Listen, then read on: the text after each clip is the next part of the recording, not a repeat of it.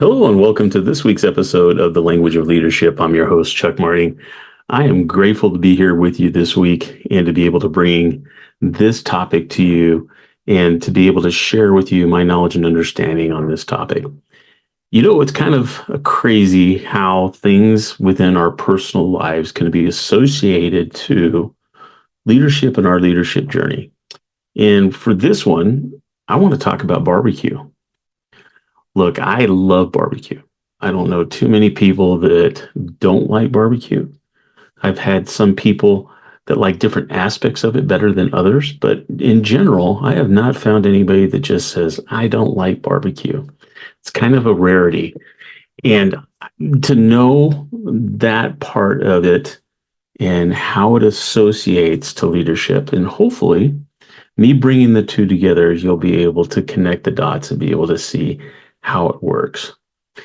You know, when I was in law enforcement, one of the things that I needed to do was to find a hobby and something that I really enjoyed all the time as a kid growing up was barbecue. It was a big part of my life, something that I loved to do. It gave me an opportunity to relax and to enjoy and to create and to be able to share with others.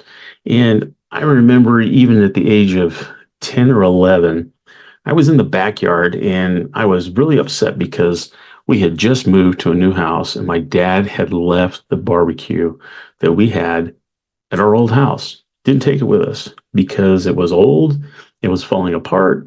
And he said, you know, we're just going to buy a new one. And I thought, oh, cool. I'll have the opportunity to break this bad boy in and be able to get this thing going. And I waited and I waited and it just didn't happen. And you're talking about a love of barbecue where we would at least one meal a week, at least, was from the grill. And I was missing that big time. And so I went out in the backyard and I started digging a pit. And I decided that I was going to build my own barbecue. And I remember going out there and I had my little brother with me at the time. And he was just in grade school and I was going into high school. I mean, I was just getting out of junior high. And I figured, you know what? I know how to do this. And I'm just going to go ahead and make a pit. And I didn't ask my dad, didn't ask anybody, just went back there and started doing it. Well, as we were doing this, you have to get the coals ready. You have to get them hot before you can put anything on there. And so we were trying to do that with what we had, which was some lump wood and just a little bit of kindling that we were putting together. Well, our new next door neighbor had looked over the fence and saw me and my brother doing that. And I don't blame him now looking back at it, but you got to take it from his perspective. He's got two young kids in a backyard playing with fire. And so he got highly upset until he found out what we were doing.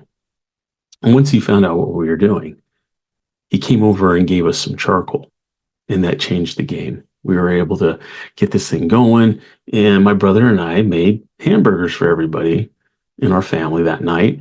And I even took one over to this neighbor, and he looked at me and he said, I can see why you were building the pit, boy. And to me, that was the biggest reward that I could get from a new neighbor who thought that we were just two new kids in the neighborhood that were going to screw things up and start a fire in the backyard, to realizing that we had an intent and a reason for what we were doing.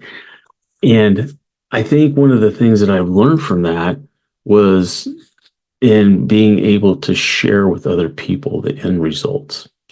One of the biggest lessons that I've learned in this, I have a professional barbecue team. I've competed for years. I haven't done anything in this last year just because of time restraints and stuff like that, but I can tell you I miss it a ton. It was something that I've done over the years with my family, and it was something that brought us together, and it was something that we really enjoyed. And so I miss it terribly right now, but it doesn't mean that I don't barbecue here at my home and with my family and stuff like that. But being able to have that competitive edge and go out and to compete with other people, it just brings a whole nother atmosphere to this in a whole different perspective when you get into it. And when I was looking at this and comparing it to leadership and some of the men and women that I've met in professional barbecue, in the leadership skills that they have and being able to produce an award-winning product is just incredible. And when I first got into this, I learned that patience, listening, understanding, and then being able to give good instructions to others on your team are critical elements when it comes to this. One of my good friends that's in barbecue that has been a mentor for me for years and somebody that I have truly a lot of respect for is a man by the name of Donnie Teal. And Donnie, you don't know I'm talking about you right now, but you will. I want to have him on the show because he has a perspective that I think needs to be shared with the world. First time I met Donnie was at a barbecue contest, and he had a reputation because he keeps things close to his heart, and he um, didn't go out and mingle with a lot of people on the barbecue circuit that was out there. There were some people that he knew from over the years that he did do that with, but um, it was my second contest I'd ever done in my life, and I pulled up, and my kids were small. I had little kids. My oldest son at that point was probably about 10 years old. My youngest son was about 6. And then I had my daughter. She was just a toddler at that time. And when I pulled into my spot, they assigned spots at a contest. I pulled into my spot and I was just getting to know people. And I had people come up to me and they say, "Hey, do you know who's going to be pulling up next to you?" And I said, "No." And they said, "Well, it's Donnie Teal, man. And, just stay out of his way. Don't make him upset or anything like that." And I'm like, who is this guy? Well, why is everybody intimidated? And then I start finding out that he is a man that has won some prestigious barbecue titles. He's done very well in the world of barbecue and he's very well known. And so, one of the things that people tend to do when you get into that sport is to go around and try and figure out what other people are doing that's causing them to be just a little bit over the edge with where you're at and what's causing them to win and you not to. And one of the things that Donnie does is when I first met him, you know, I took it on myself to go over and introduce myself to him. And because I don't believe in just being afraid of somebody because of what other people say or being intimidated by that. But I went over there and I shook his hand when he pulled in and I said, "Hey, I've got some small kids, and if they get in the way or whatever, let me know and I'll go get them and get them out of your way. But please let me know if there's anything that they're getting in the way or anything like that." And he assured me, he said, "Look, man, kids are going to be kids. I'm sure they'll be fine." He said, "Good luck to you, and I hope you do well." And so I thought, that was pretty cool. But what was interesting to me is that while the rest of us were going and getting things ready, he made sure he had his stuff set up for his cook, and then he left. And this was like 3 o'clock in the afternoon. I thought that was a little bit different because nobody just leaves a barbecue site and just disappears, because there's a lot of things. You got your meat preparation, you're going to be trimming meat, you're going to be marinating it, you're going to be putting rubs on it, you're going to be doing all the magic that you do to that meat to make it turn out the best that it can be. And so that's what I was doing. And I started doing that, and then as we started cooking, I put my stuff on at 10 o'clock at night because, it's low and slow. That's what I was taught. And, I thought it was pretty interesting because my dad and I stayed up and we were just excited. It was just something that brought us all together and something we enjoyed. And I watched Donnie come in at 3 o'clock in the morning and he started his cook then. And my dad looked at me and he goes, "Do you think he's going to get his stuff done in time?" And I said, I don't know. I don't know this man. I don't know, but I guess he knows what he's doing because he's winning a lot." And so, we just kind of stayed out of the way and let him do his thing. And he was doing the same thing. We acknowledged each other and just a little small talk here and there as we were going. But we started doing things. And the one part of barbecue that comes into play is when you're doing things, you have a concise plan. Just like any good leader, you're going to go in and you're going to line things out and you're going to get with the people that you're with and you're going to explain what the task is and you're going to have them go ahead and do certain things throughout the process. Well, Donnie was there by himself And I kind of watched here and there where I could see him, but I didn't want to get in his way. I didn't want to cause any friction or any problems or anything like that. And so, the one time during a barbecue contest, if you ever go to a barbecue contest, greatest people you'll ever meet. They'll talk to you about anything. They'll talk to you about barbecue. They'll talk to you about their smokers. It's kind of like, if you have somebody who has a Harley Davidson or you have a classic car, those people love to show off what they have and to be able to tell you about what it is that separates theirs from everybody else's. Well, it's the same way with competition barbecue. Everybody has their own cookers, and the reason why they use that specific cooker or the reason why they set things the way they do. And Donnie was no exception to that. He had a beautiful barbecue, one of the top of the line barbecues that you can get, that I learned about later. But what was incredible is that during this time, when it gets to about 10 o'clock until 1:30 or 2 o'clock, you just don't come around a competition barbecue team and expect to have any attention given to you. In fact, they're probably going to chase you off, because at that point, this is our turn-in times. And they have four categories of meats that they're turning in at that time. They turn in chicken, they turn in pork butts, they turn in ribs, and they turn in brisket. And so each one, they have a time frame that it has to be in, and they have to give enough for at least 6 judges to judge what they're bringing to the table.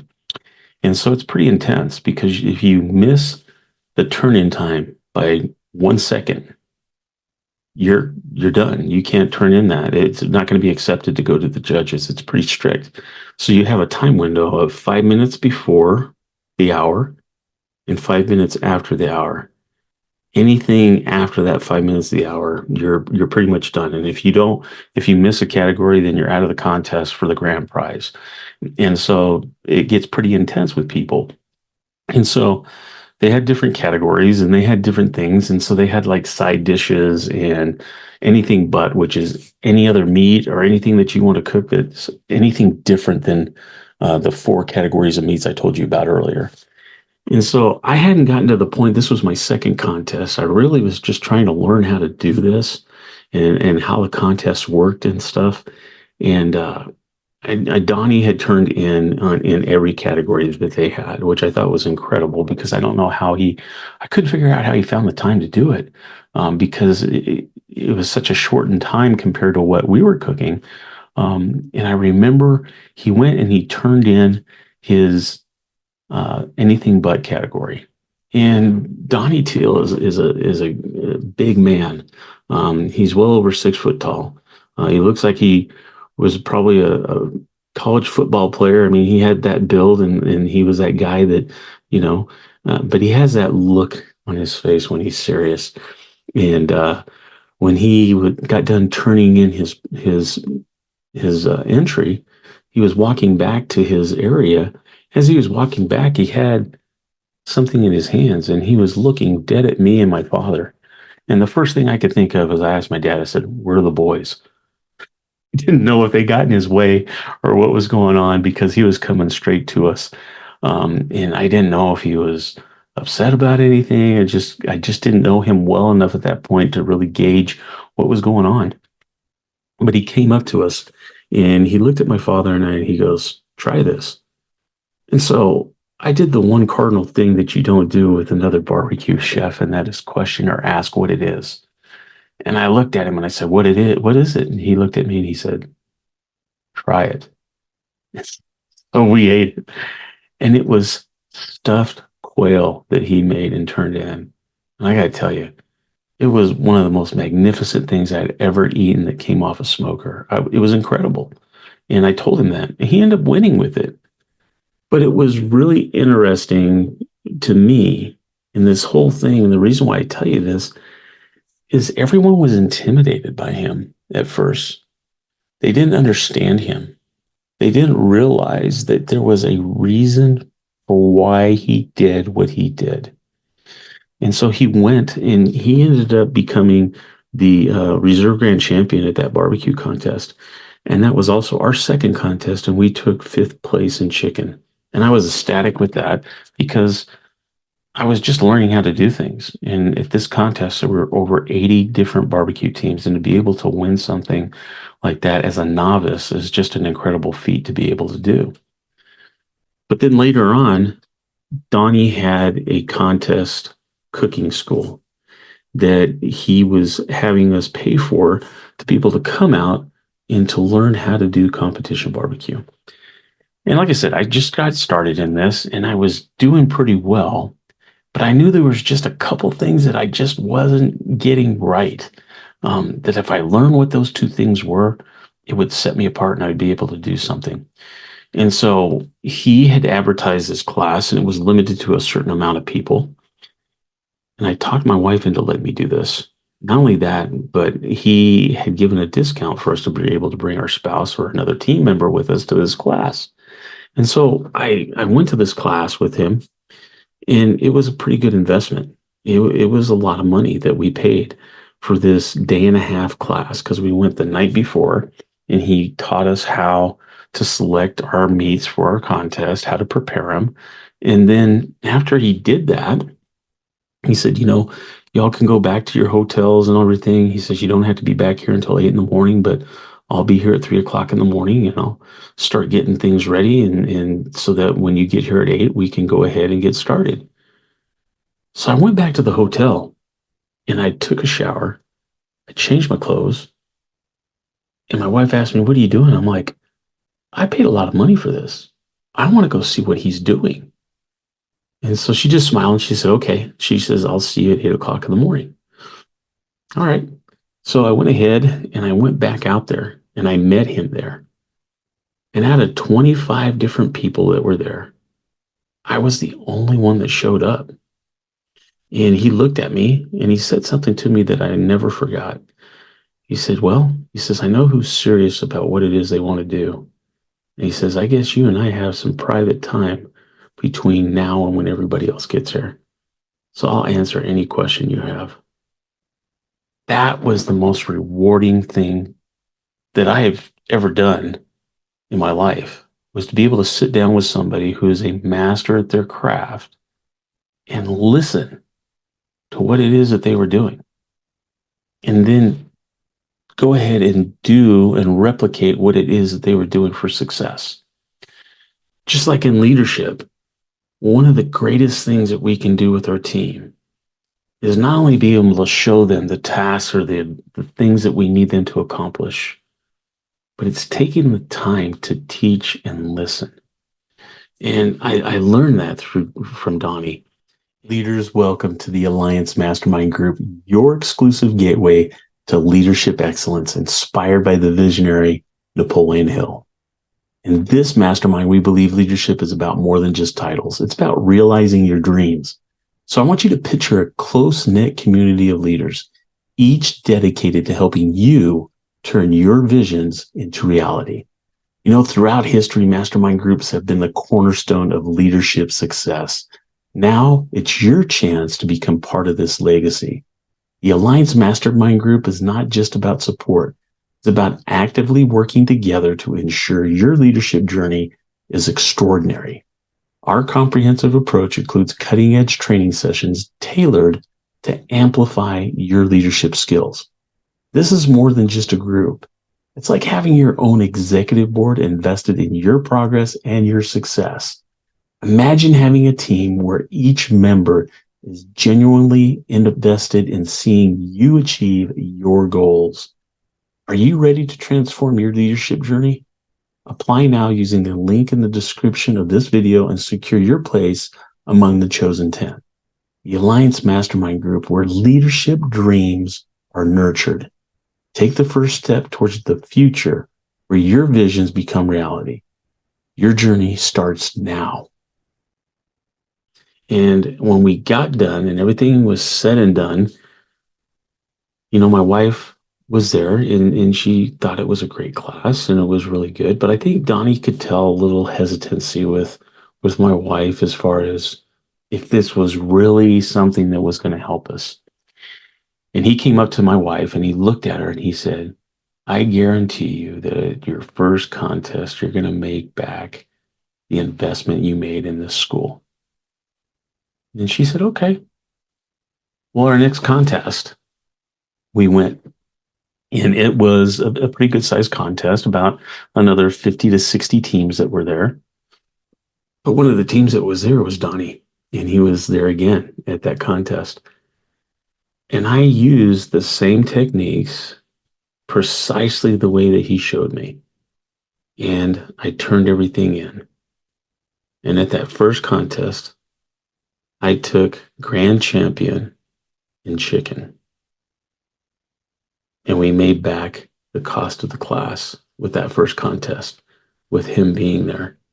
And he looked at us and winked at us, said, I told you. I beat him with his own recipe, what he taught me, the same exact steps that he did himself. And I beat him. And I contribute that to listening, taking notes, having my heart where it needed to be, and carrying through and seeing it to the end and not being intimidated because he was there.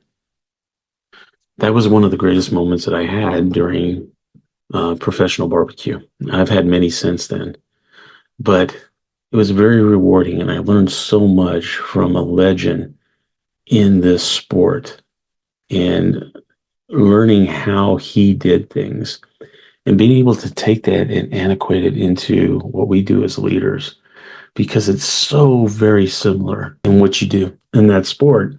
It's patience. It's being able to take meticulous notes. And I learned that the hard way, even after Donnie taught me that, to keep a log of everything I did.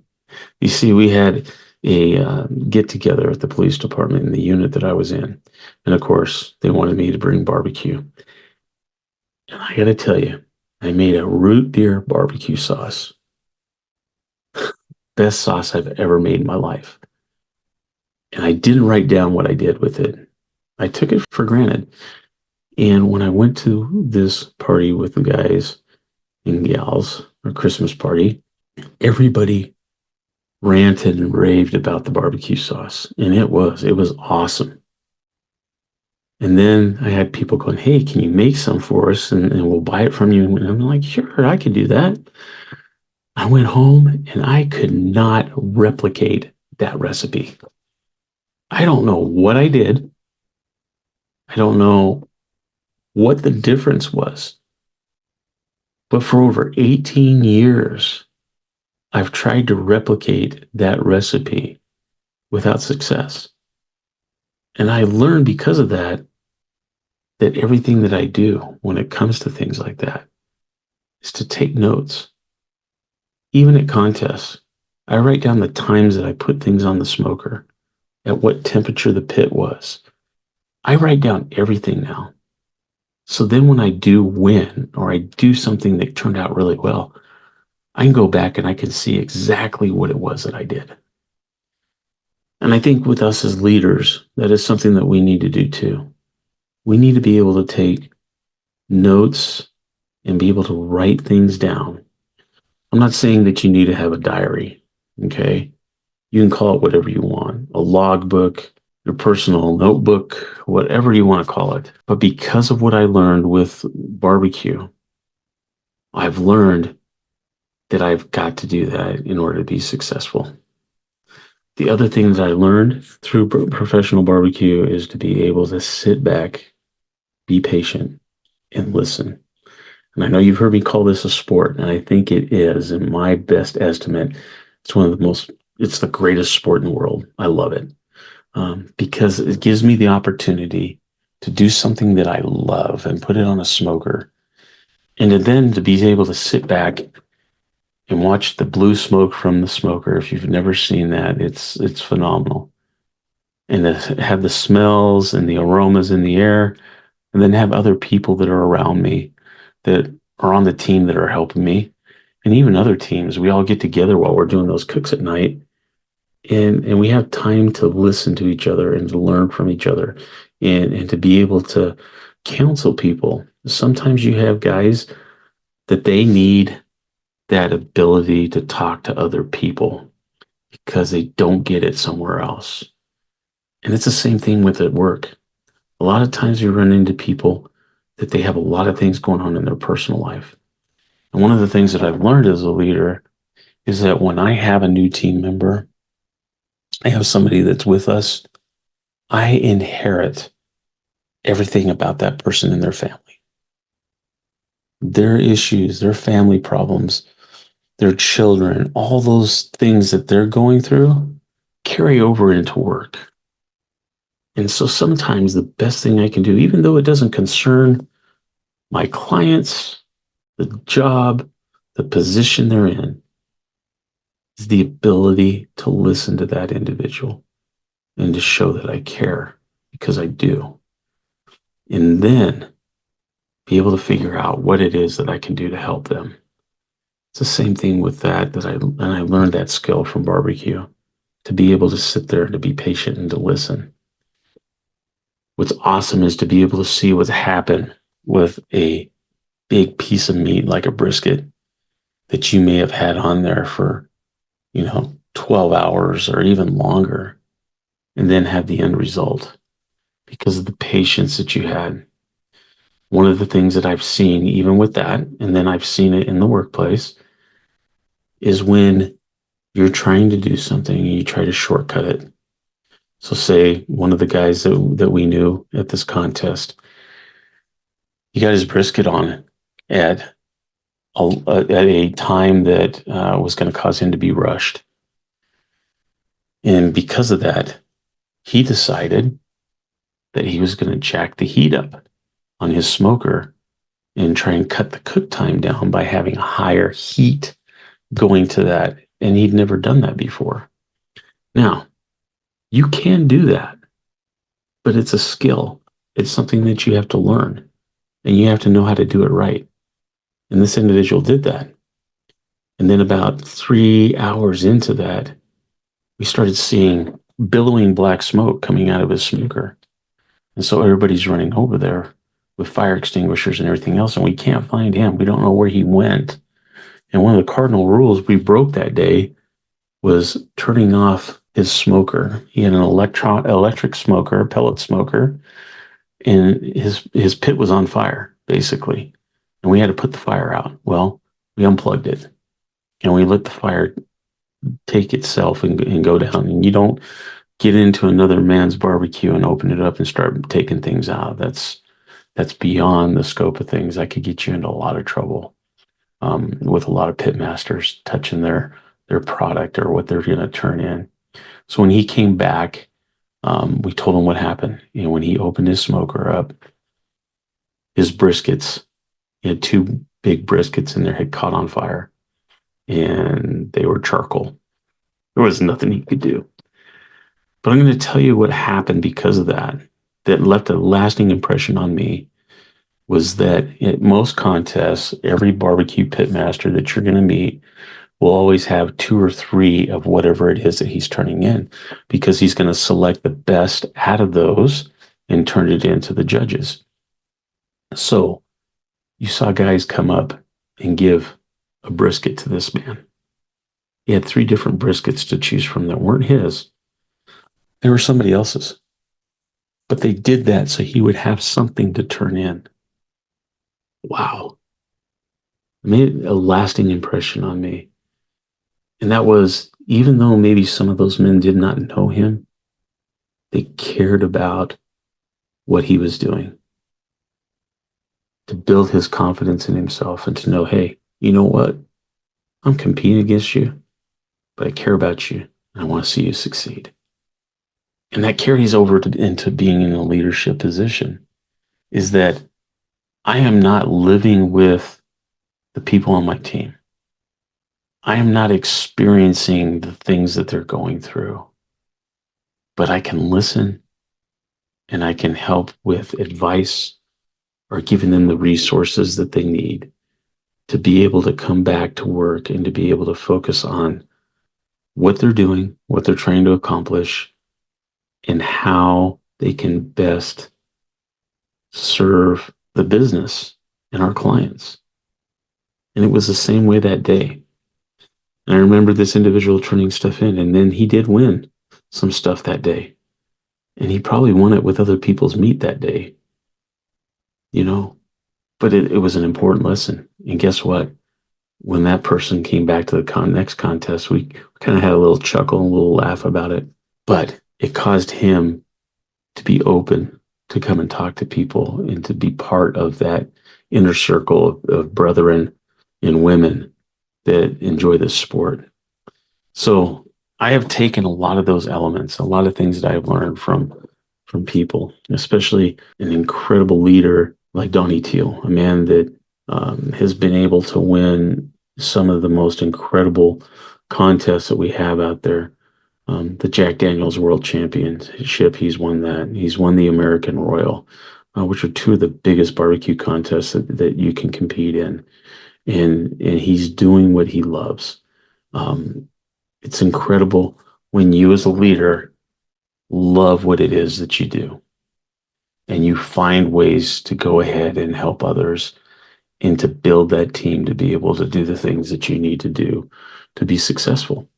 And that's what this is all about, is learning to love people, learning to enjoy what it is that they bring to the table, and then learning what you can pour into them to help them become better than what they were when they first walked through the door with you. And that's one of the things that I've realized is that team members are going to come and go. But as long as I'm able to give them the skills and the abilities to make them better than what they were when they walked through that door, that's the most rewarding thing that I can give somebody when they leave because they're wanting to better themselves. So remember that. Remember that what we do matters as leaders. The impact that you're going to have on team members is going to be long lasting, something that's going to be remembered for years to come.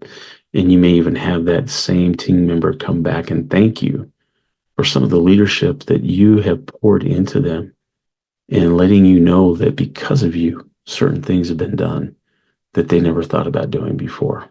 I guess one of the things I need to tell you is that I still have not figured out this barbecue root beer barbecue sauce. I've come pretty close, but I'm going to find out what it is. But remember, patience and to be able to keep experimenting and to keep growing and to keep learning. Pour into your people. Now, I know this is a little bit different episode, but it's something that I've been really thinking about that's really made an impact on my ability to lead and what has caused me to become very patient with people. And it's because of this hobby that I've had, my hobby gone bad. Something that I did that has been a blessing to my family, has built relationships with us, and has brought skills to me that I've been able to implement into my leadership journey in sharing with my team. Just like you may be able to take some of the talents and some of the hobbies that you have and take that and then pour it into those people that you're leading, bringing that same passion, understanding, and patience to those individuals. So remember, leadership is like barbecue. All you have to do is be patient, listen, and apply, and you're going to have a winning product. So until next week, when we have another episode of The Language of Leadership, I hope that you're able to look with different eyes at ways that you can pour into the team members you have there to not only bless their lives, but also bless their families so that what they do for you in that environment that you're in with your team is going to benefit because of that. So until next week, take care.